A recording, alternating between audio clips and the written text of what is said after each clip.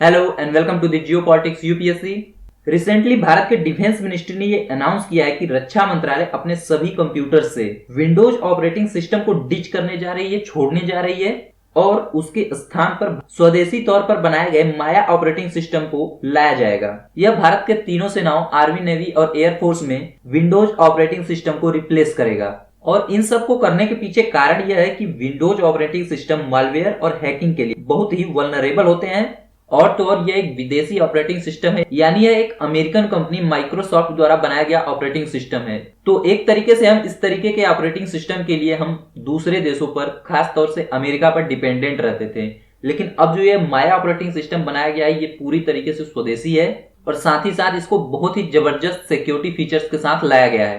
तो हम आगे जानते हैं कि यह माया ऑपरेटिंग सिस्टम क्या है और यह विंडोज ऑपरेटिंग सिस्टम से अलग कैसे है और यह भारतीय सेना के लिए किस तरीके से फायदेमंद हो सकता है। न सिर्फ भारतीय सेना के लिए, भारत में जो भी क्रिटिकल इंफ्रास्ट्रक्चर हैं उनके लिए कैसे फायदेमंद हो सकता है और इसको किस तरीके से बनाया गया है, किन एजेंसियों ने मिलकर बनाया है, तो जानते हैं इस वीडियो में। लेकिन आगे बढ़ने से पहले आप सभी के लिए एक प्रश्न है और प्रश्न यह है कि आपको बताना है कि हाल ही में किस भारतीय राज्य ने अपने असेंबली में एक रिजोल्यूशन को मूव किया है अपने नाम को बदलने के लिए। यानी भारत के किस राज्य ने अपने नाम को बदलने के लिए अपने असेंबली में एक रिजोल्यूशन मूव किया है। आपको ऑप्शंस दिए गए हैं, ओडिशा, तमिलनाडु, केरला या कर्नाटका।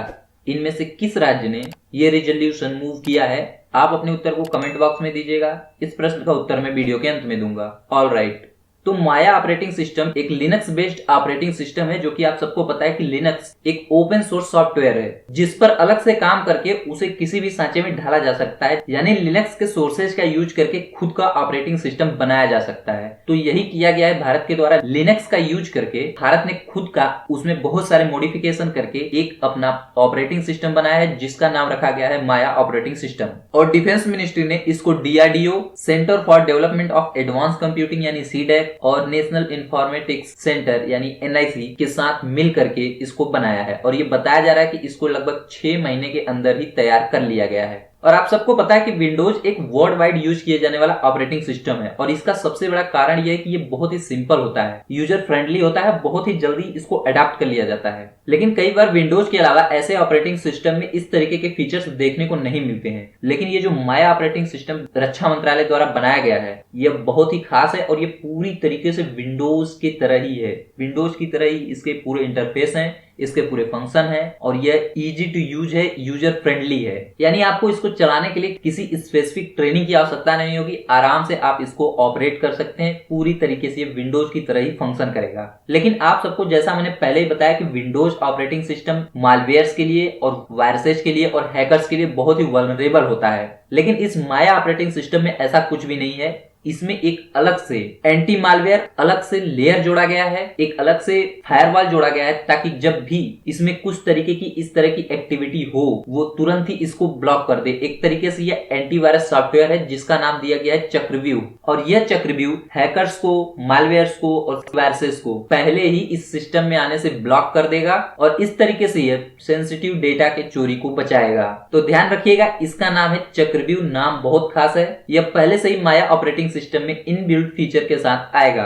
तो अब प्रश्न आता है कि ये जो लिनक्स सिस्टम है इसको कब और किनके द्वारा बनाया गया। तो ये जो पूरा लिनक्स डिस्ट्रीब्यूशन है, लिनक्स सिस्टम है, इसको लिनक्स कर्नेल से बनाया गया था और इसको लिनस टोरवाल्ड्स के द्वारा 1991 में बनाया गया था। और यह जो ऑपरेटिंग सिस्टम में पूरा डिस्ट्रीब्यूशन है, यह ओपन सोर्स है और फ्री है सभी के लिए। और इसमें अपने अनुसार कुछ मॉडिफिकेशन करके विंडोज और मैक ओएस जैसे ऑपरेटिंग सिस्टम बनाए जा सकते हैं। और ये जो पूरा माया ऑपरेटिंग सिस्टम है, ये लिनक्स के ही एक वेरिएंट उबंटू को यूज करके बनाया गया है, जिसमें जो सिक्योरिटी की लेवल होता है वो बहुत ही हाई होता है। इसमें मालवेयर या हैकिंग इस तरीके के वल्नरेबिलिटीज बहुत कम होते हैं, जैसा कि विंडोज ऑपरेटिंग सिस्टम में देखने को मिलता है। यह बहुत ही हाई लेवल सिक्योरिटी के साथ आता है। तो उबंटू भी एक free and open source software है जिसको कोई भी किसी भी समय इंस्पेक्ट कर सकता है, मॉडिफाई कर सकता है, इंप्रूव कर सकता है इसके कोड्स को।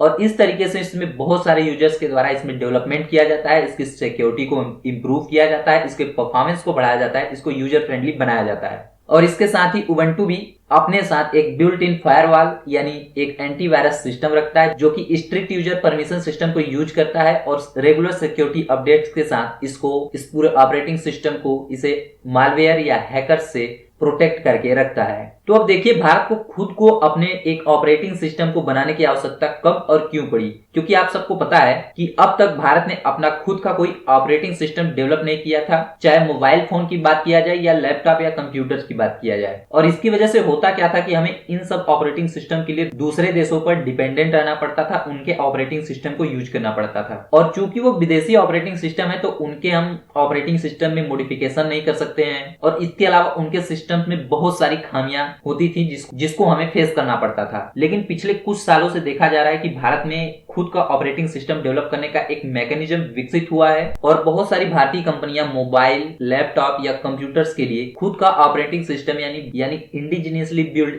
भारतीय इंडियन ऑपरेटिंग सिस्टम को बिल्ड करने में लगी हुई है, बनाने में लगी हुई है। इस पर काम चल रहा है। और यदि हम भारत सरकार की बात करें तो इसमें सबसे पहला कदम उठाया गया था भारत सरकार के द्वारा 2021 में, जब भारत सरकार ने यह तय किया था हम अपना खुद का एक ऑपरेटिंग सिस्टम बनाएंगे जो कि इजी टू यूज, एडॉप्टेबल और मोर सिक्योर, बहुत ज्यादा सिक्योर होगा, उसमें सिक्योरिटी फीचर्स बहुत ज्यादा होंगे। और ये इसलिए किया गया था क्योंकि उस समय भारत सरकार ने ये ऑब्जर्व किया था कि विदेशों से बहुत ज्यादा हैकर्स मालवेयर और वायरसेस को भारतीय सिस्टम में इंस्टॉल कर रहे हैं विंडोज ऑपरेटिंग सिस्टम की कमजोरियों का इस्तेमाल करके, और इस तरीके से भारत का डेटा जो है वो ब्रीच हो रहा है, वो चोरी हो रहा है। इसके अलावा भारत के क्रिटिकल जो इंफ्रास्ट्रक्चर हैं उनके ऊपर बहुत बुरा असर पड़ रहा था। तो इसलिए 2021 में भारत सरकार ने खुद का एक ऑपरेटिंग सिस्टम, माया ऑपरेटिंग सिस्टम बिल्ड करने का निर्णय लिया। और एक एक्सपर्ट की टीम जिसमें डिफेंस मिनिस्ट्री, डीआरडीओ, सीडेक यानी centre for development of advance computing, national informatics centre यानी एनआईसी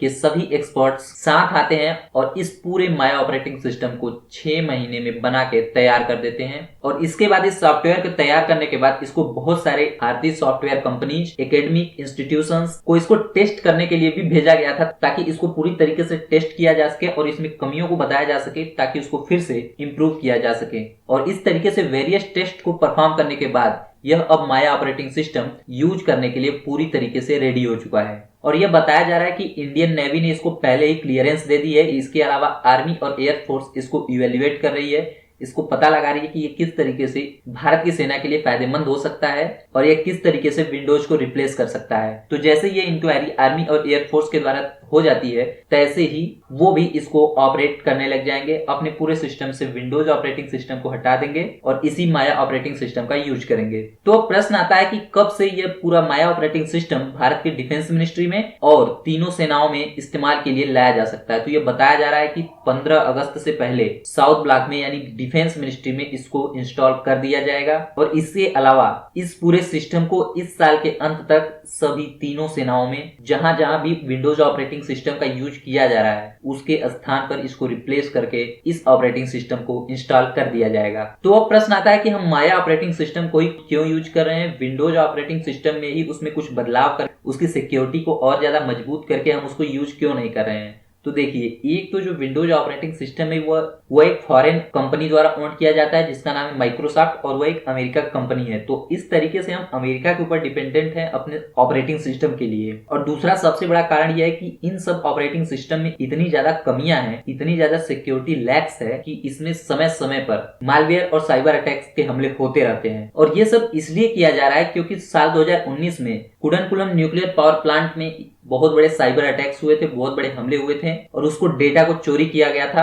कि यदि इस तरीके से न्यूक्लियर पावर प्लांट जो हैकर हैक कर रहा है उसके कंट्रोल में आ जाए वो बहुत बड़ी त्रासदी भी ला सकता है। इसके अलावा आप सबको पता होगा कि जब चीन के साथ गलवान वैली में भारतीय सेना की झड़प हुई थी उस समय भी उसके कुछ टाइम बाद ही भारत के महाराष्ट्र राज्य के मुंबई शहर में एक बहुत बड़ा साइबर हमला हुआ था। उस मुंबई के पावर सेक्टर पे साइबर हमला किया गया था और कुछ समय के लिए वहां पे पूरी तरीके से ब्लैकआउट हो गया था। और इसमें बताया जा रहा था कि ये चीन के द्वारा किया गया है। चीन की एक ग्रुप है रेड इको, इसके द्वारा किया गया है और इसको चीन की सरकार द्वारा फंडिंग किया जाता है, उसको सपोर्ट किया जाता है। तो एक तरीके से चीन ने इस तरीके की कुछ गतिविधि करने की कोशिश की थी जिसको भारत सरकार ने भी स्वीकार किया था कि ये चीन के द्वारा किया गया था। इसके अलावा पिछले साल ही ऑयल इंडिया लिमिटेड और स्पाइस जेट के सर्वर में पेनिट्रेट किया गया था और वहां से बहुत सारे डेटा को लीक किया गया था। और तो और गोवा के फ्लड मॉनिटरिंग सिस्टम को भी पूरी तरीके से हैक कर लिया गया था और वहां से भी बहुत सारी डेटा लीक की बात सामने आई थी। और इन सब जगहों पर विंडोज ऑपरेटिंग सिस्टम को ऑपरेट किया जा रहा था। और इसी को देखते हुए भारत सरकार ने यह तय किया कि हम खुद का एक ऑपरेटिंग सिस्टम डेवलप करेंगे,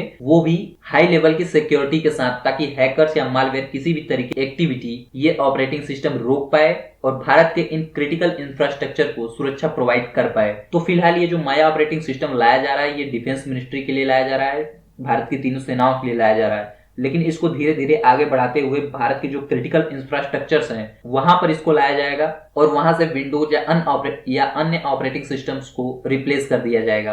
हालांकि ये जो ऑपरेटिंग सिस्टम है ये फिलहाल भारतीय लोगों के लिए नहीं बनाया गया है, इसको फिलहाल गवर्नमेंट ऑफ इंडिया ही इस्तेमाल करेगी। तो इस तरीके से भारत अपने खुद का इंडिजीनियस ऑपरेटिंग सिस्टम को बना करके बहुत सारे सिक्योरिटी फीचर्स को इंप्रूव कर सकता है अपने सिस्टम में, हैकिंग से, मालवेयर अटैक से बच सकता है, जो हमारे क्रिटिकल इंफ्रास्ट्रक्चर्स हैं उनकी सुरक्षा सुनिश्चित की जा सकती है। इसके अलावा एक तरीके से हम दूसरे देशों पे अपने डिपेंडेंस को कम कर रहे हैं इस ऑपरेटिंग सिस्टम को बना करके। तो निश्चित तौर से ये जो ऑपरेटिंग सिस्टम है ये भारत के लिए बहुत फायदेमंद होने वाला है। इस ऑपरेटिंग सिस्टम पे आपका क्या विचार है, अब कमेंट बॉक्स में लिखिएगा।